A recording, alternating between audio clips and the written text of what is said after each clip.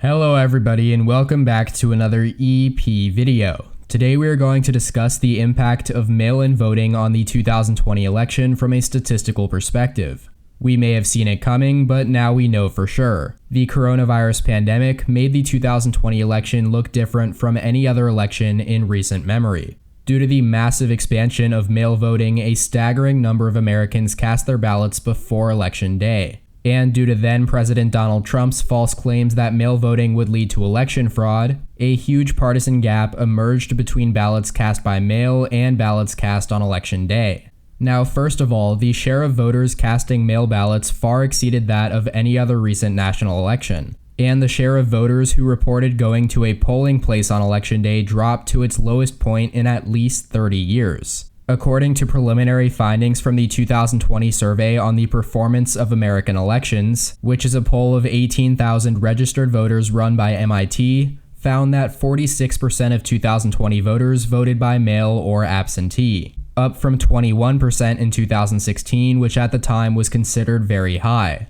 Additionally, only 28% of people reported voting on Election Day, less than half of the 60% who did so in 2016. In-person early voting also reached a modern high, 26%, although the change from 2016, when it was 19%, was less dramatic. Furthermore, these shifts took place all across the country as well. 47 states and the District of Columbia saw their rates of mail voting rise from 2016 to 2020. The only exceptions were the 3 states that have held predominantly mail elections for years: Colorado, Oregon, and Washington. And, perhaps unsurprisingly, the biggest spikes in mail voting occurred in places that went the furthest to encourage mail voting. For example, those that automatically sent every registered voter a ballot, and especially those with little history of mail voting prior to 2020.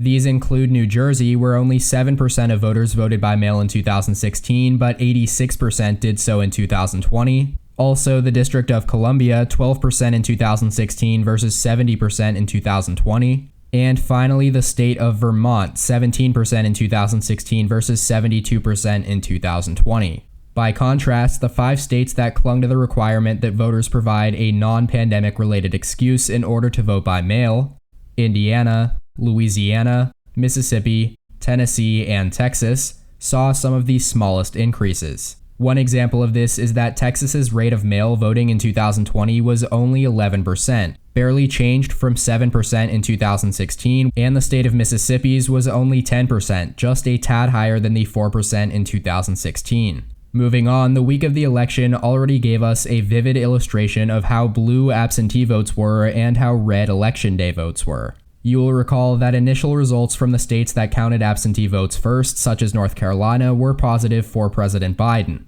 And states that counted in-person votes first, such as Pennsylvania, were misleadingly favorable for Trump. But over the past month, data has been collected on the partisanship of absentee and Election Day votes from state election officials, and the numbers are striking. I do have data for only 15 of the 50 states, but it tells a consistent story. Joe Biden won the absentee vote in 14 out of these 15 states, all but Texas, and Trump won the Election Day vote in 14 out of the 15 as well, all but Connecticut.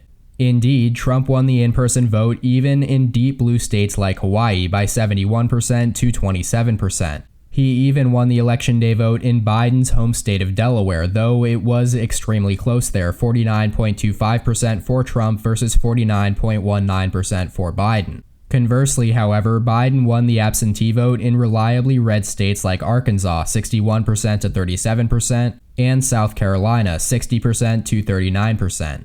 Now, if we had data for all 50 states, we would likely see Trump winning the Election Day vote in almost all of them, and Biden winning the absentee vote in almost all of them as well. But at the very least, the magnitude of this divide would have shocked anyone looking at the same data for 2016.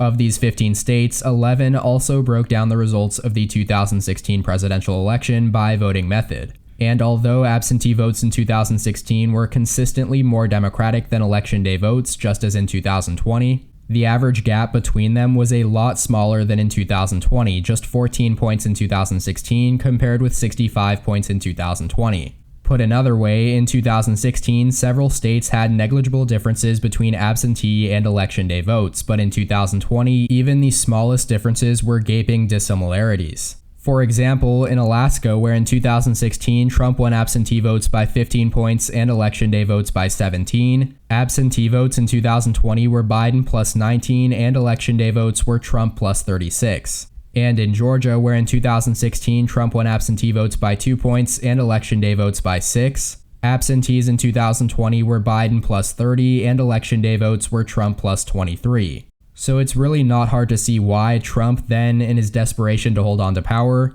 claimed that Democrats used mail ballots to steal the election from him. It is true that Joe Biden would never have won without mail ballots, but there is no evidence that a significant number of those votes were cast fraudulently. Rather, the increase in their use was a response to the pandemic, one that was even encouraged by most election officials on both sides, and the fact that these votes were so Democratic is very likely due to Trump himself. By casting doubt on the security of mail ballots, he all but ensured that most of his voters would cast their votes using traditional methods, leaving the pool of absentee ballots strikingly but not surprisingly blue. Furthermore, considering Republicans' legal efforts to throw out entire batches of absentee ballots, this may have even been a deliberate strategy to improve Trump's chances by disenfranchising Democratic voters. And as a result of this, it will be interesting to see whether these sudden changes surrounding mail voting represent a new normal, or prove to just be a blip in history.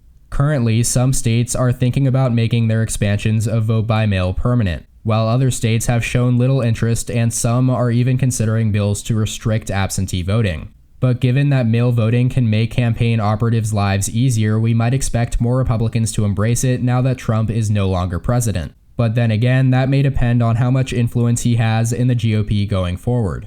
According to recent polling averages, 65% of Democrats and 49% of Republicans who voted by mail in 2020 said they were very likely to vote by mail again. So ultimately, perhaps mail voting will maintain some popularity among members of both parties, but with an even wider division between them.